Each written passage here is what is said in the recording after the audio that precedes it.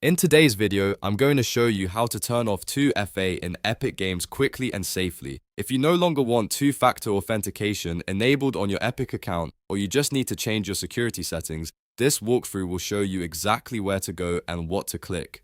Before we get started, if this video helps you out, make sure to hit the like button and subscribe for more simple tutorials like this.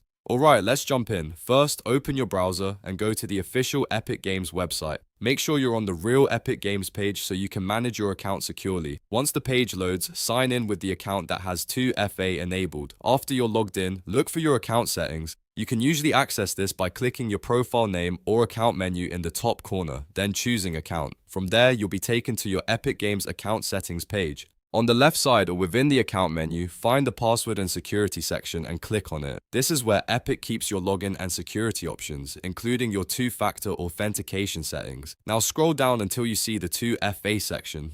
Depending on which method you previously set up, you may see options like email authentication, an authenticator app, or SMS authentication. If Epic gives you a simple toggle, switch 2FA off. If you see a remove button instead, click that for the method you want to disable.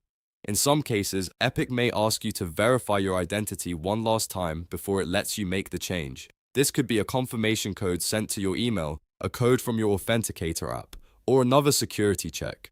Complete that verification step carefully. Once you confirm, your 2FA setting will be turned off for that method. Take a moment to double check that the change was saved successfully so you know your account settings were updated. And that's it. You've now turned off 2FA in Epic Games. Just remember, disabling two-factor authentication can make your account less secure, so only do this if you really need to, and consider turning it back on later if you change your mind.